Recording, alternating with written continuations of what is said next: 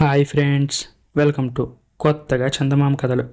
ఈరోజు మనం గయ్యాళికి గర్వభంగం అనే కథ చెప్పుకుందాం.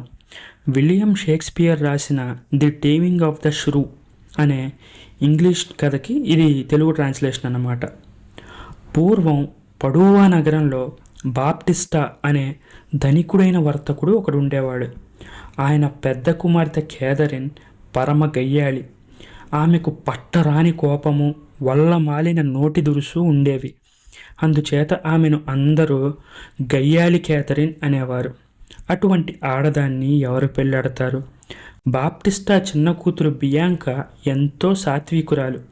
ఆమెను పెళ్ళాడటానికి ఎందరో యువకులు ఎగబడుతున్నప్పటికీ పెద్దదానికి పెళ్ళైతేనే కానీ చిన్నదానికి పెళ్ళి చెయ్యను అని తండ్రి భీష్మించు కూర్చున్నాడు.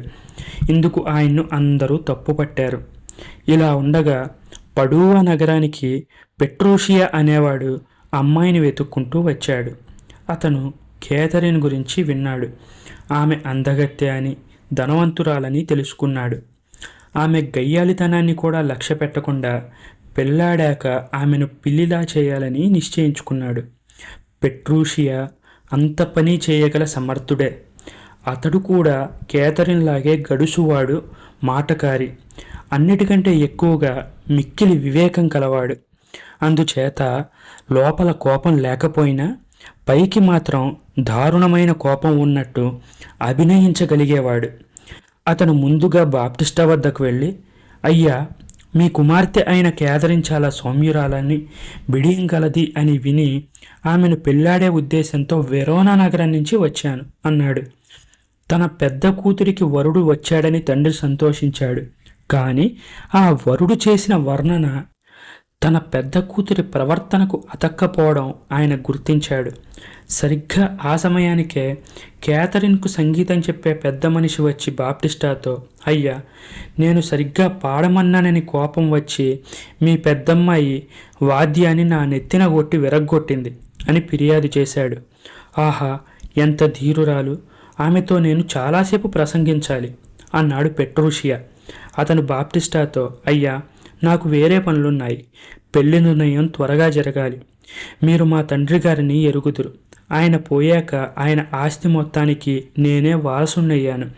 మీ అమ్మాయి నన్ను పెళ్ళాడే పక్షంలో ఏ పాటి కట్నం ఇచ్చుకుంటారు అన్నాడు. పెళ్లి సమయంలో కూతురికి 20,000 చదివిస్తానని, తన మరణానంతరం తన ఆస్తిలో సగం ఆమెకే చెందుతుందని వృద్ధుడు పెట్రూషియాకు సమాధానం చెప్పాడు. తర్వాత ఆయన వెళ్ళి తన పెద్ద కుమార్తెను పంపాడు. వెంటనే ఇద్దరికీ వాగ్యుద్ధం ప్రారంభమైంది. కేథరిన్ నోటికి వచ్చినట్టల్లా మాట్లాడేసింది. పెట్రూషియా ఆమెకు తీసిపోకుండా మాటకు మాట అంటూనే, నువ్వు నిజంగా ఎంత మెతక మనిషివి! నిన్ను గురించి ఎందరో అబద్ధాలు చెప్పారు. గయ్యాలు అన్నారు, కుంటిగా నడుస్తావన్నారు. అన్నీ అబద్ధాలు. మీ నాన్న కూడా ఒప్పుకున్నాడు. మన పెళ్ళికి అంతా స్థిరమైపోయింది. వచ్చే ఆదివారం రోజున మన పెళ్ళి అన్నాడు. ఇంతలో బాప్టిస్టా వచ్చి, అమ్మాయి ఏమంటుంది, పెళ్ళి ఒప్పుకుందా అని అడిగాడు. ఒప్పుకున్నదన్నాడు పెట్రూషియా. కేథరిన్ మండిపడి, ఈ బుర్రలేని వెర్రివాణ్ణి నేను ఎలా పెళ్ళాడతాను అని అన్నది. ఈ మాట వినగానే ముసలైన పెట్రూషియాతో, మరి పెళ్ళికి ఒప్పుకుందంటావే అన్నాడు. ఇదొక సరసం. మీ ఎదుట అలా మాట్లాడుతుంది కానీ నాతో చాలా ప్రేమగా మాట్లాడింది. ఆదివారం నాడే పెళ్ళి కూడా చేసుకోవాలనుకున్నాం. కేథరిన్, మనం వెళ్ళి పెళ్లి బట్టలు అవి కొనుక్కొద్దాం పదా అన్నాడు పెట్రూషియా. ఈ మాట విన్నాక బాప్టిస్టాకు నమ్మకం కుదిరింది. పెళ్లి ప్రయత్నాలు జరిగాయి. ఆదివారం నాడు పెళ్లికి చూడడానికి అతిథులందరూ హాజరయ్యారు. కానీ పెళ్లి కొడుకు జాడలేదు. పెట్రూషియా తనను పరాభవించడానికి ఇదంతా చేశాడని కేథరిన్ కంటతడి పెట్టుకుంది. చివరికి పెట్రూషియా రానే వచ్చాడు. అయితే అతను పెళ్లి కొడుకు దుస్తులు ధరించకుండా అర్థం లేని ఉడుపులేవో ధరించి ఉన్నాడు. కేథరిన్ కోసం తెస్తానని మాట ఇచ్చిన బట్టలు అవి తీసుకురాలేదు. అతని వెంట ఒక నౌకరు కూడా ఉన్నాడు. ఇద్దరు వికృతంగా అలంకరించిన గుర్రాలెక్కి వచ్చారు. ఇవేం దుస్తులు, వెళ్ళి మార్చుకునిరా, పెళ్లి కూతురు వేచి ఉన్నది అని బాప్టిస్టా అంటుంటే పెట్రూషియా మకురుదనంగా, నా భార్య నన్ను పెళ్ళాడుతుందా, నా దుస్తులను పెళ్ళాడుతుందా అని అడిగాడు. అతను పెళ్లి బృందంతో పాటు అవే దుస్తులతో చర్చికి వెళ్ళాడు. అక్కడ వారిద్దరికీ పెళ్లి చేసే పురోహితుడు పెళ్లి కూతుర్ని ఇతన్ని పెళ్ళాడడం నీకు సమ్మతమేనా అని అడిగినప్పుడు పెట్రూషియా ఎందుకు సమ్మతం కాదు అని ఒక రంకె పెట్టి పురోహితుణ్ణి ఒక తన్ను తన్నాడు. అతని దౌర్జన్యం చూసి క్యాథరిన్ వణికిపోయింది. ఇదంతా ఒక నాటకం. క్యాథరిన్ను దారికి తీసుకురావడానికి పెట్రూషియా ఇలాంటి అఘాయిత్యాలు చాలా చేశాడు. పెళ్లి అనంతరం బాప్టిస్టా ఒక పెద్ద విందు ఏర్పాటు చేశాడు. కానీ పెట్రూషియా ఒక్క క్షణం కూడా తాను నిలవడానికి లేదని, తాను తన భార్య వెంటనే బయలుదేరాలని పట్టుబట్టాడు. ఎవరెంత చెప్పినా వినలేదు. క్యాథరిన్, పెట్రూషియా, నౌకరు ముగ్గురు గుర్రాలెక్కి అతని ఇంటికి బయలుదేరారు. క్యాథరిన్ ఎక్కిన గుర్రం ముసలిది, నడవలేదు. అది ఇబ్బంది పడినప్పుడల్లా అతడు దాన్ని నోటికి వచ్చినట్టు తిట్టాడు. చివరికి భార్యాభర్తలు ఇంటికి చేరుకున్నారు. పెట్రూషియా తన ఇల్లాలికి ఎంతో ప్రేమగా స్వాగతం పలికాడు. కానీ అతడు ఆమెను తిండి తిననివ్వాలి అనుకోలేదు, విశ్రాంతి తీసుకొనివ్వాలి అనుకోలేదు. అతని నౌకర్లు అతని కోసం రకరకాల వంటకాలతో విందు ఏర్పాటు చేశారు. ఒక్కటి బాలేదని వడ్డించిన వాటన్నిటినీ గిరాటు వేసి పెట్రూషియా తన నౌకర్లను ఇష్టం వచ్చినట్టు తిట్టాడు.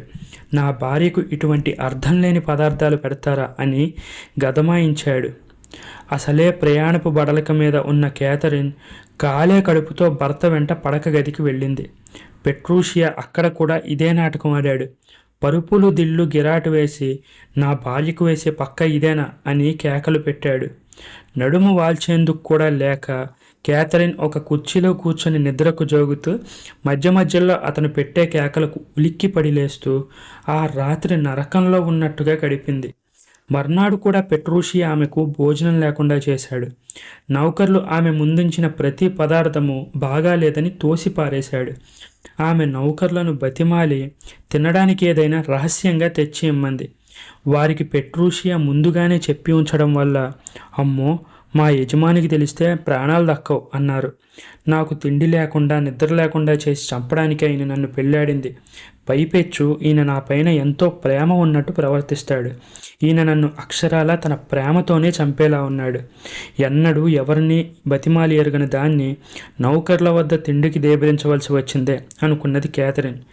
ఇంతలో పెట్రూషియా ఏదో వంటకం తెచ్చి ఇది నీ కోసం నేను స్వయంగా చేసి తెచ్చాను, తిను అన్నాడు. కానీ ఆమె సగం కూడా తినకముందే అప్పుడే తినడం అయిపోయిందా అంటూ పళ్ళెం నౌకరుకు ఇచ్చేశాడు. తరువాత అతడు తన భార్యతో మనం వెంటనే బయలుదేరి మీ నాన్నగారి ఇంటికి వెళ్దాం, నీకు మంచి కుళ్ళాయి మంచి గౌను గుట్టించాను, దర్జీవాడు తెస్తున్నాడు అన్నాడు. తీరా తెచ్చాక అతను ఆ గౌనును కుళ్ళాయిని కొట్టిపారేసి అవి కొంచెం కూడా బాలేవన్నాడు. క్యాథరిన్కు అవి నచ్చాయి.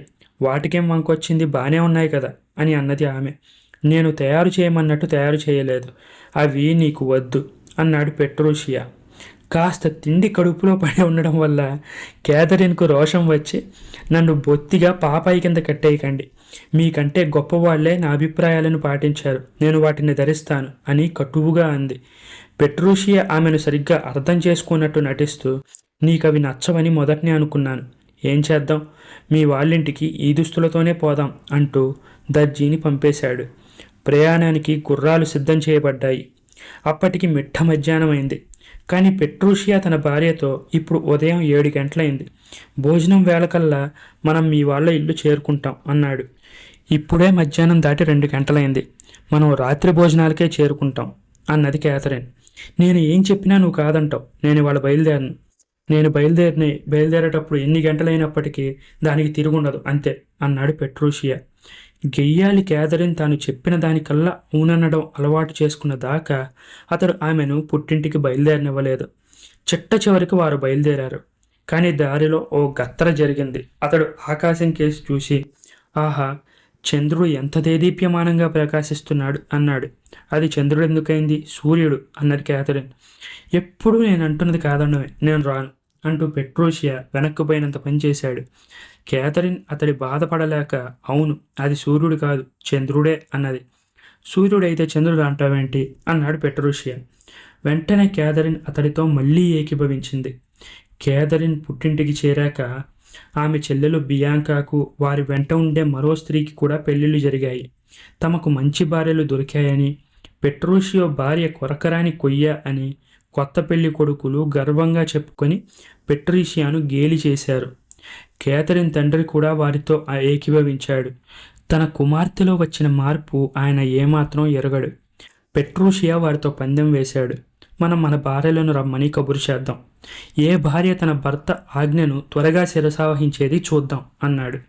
ఇద్దరు కొత్త పెళ్లి కొడుకులు అందుకు సమ్మతించారు. మొదట బియాంకా భర్త తన భార్యను రమ్మని కబురు చేశాడు. నౌకరు తిరిగి వచ్చి ఆమె పని మీద ఉన్నారట అన్నాడు. తర్వాత రెండో పెళ్లి కొడుకు తన భార్యను రమ్మని కబురు చేశాడు. ఆమె నౌకరుతో, ఊరికే పిలుస్తున్నారు, నాకు తెలుసు, నిజంగా పని ఉంటే ఆయన్నే ఇక్కడికి రమ్మను అన్నది. నౌకరు ఈ మాట చెప్పగానే పెట్రూషియా నవ్వాడు. అతడు నౌకరుతో, నువ్వు అమ్మగారి దగ్గరికి వెళ్ళి నేను వెంటనే రమ్మని ఉత్తర్వు చేశానని చెప్పు అన్నాడు. ఆవిడ అసలే రాదు అని పెళ్లి కొడుకులు అంటూ ఉండగా కేథరిన్ హడావుడిగా అక్కడికి వచ్చి, ఎందుకండి పిలిచారుట అని అడిగింది. నువ్వు వెళ్ళి పెళ్లి కూతురునిద్దరినీ తీసుకురా అన్నాడు పెట్రూషియా. కేథరిన్ వెళ్ళి పెళ్లి కూతుర్లను తీసుకువచ్చింది.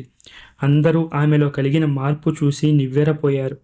కేథరిన్ తండ్రి అయిన బాప్టిస్టా పెట్రూషియాతో, నాయనా, నువ్వు నిజంగానే సమర్థుడు అనిపించావు. నాకు మరొక కూతురు కలిగిందా అనిపిస్తుంది. అందుచేత నీకు మరొక 20,000 భరణం ఇస్తాను అన్నాడు. ఒకప్పుడు కేథరిన్ను గయ్యాలి అన్నవారే ఇప్పుడు మహాసాధ్వి అన్నారు. ఈ కథ మీకు నచ్చినట్లయితే దీన్ని లైక్ చేయండి, మీ ఫ్రెండ్స్ అందరికీ షేర్ చేయండి. అలాగే మన ఛానల్ని సబ్స్క్రైబ్ చేసుకోవడం మాత్రం అస్సలు మర్చిపోకండి. Thank you friends.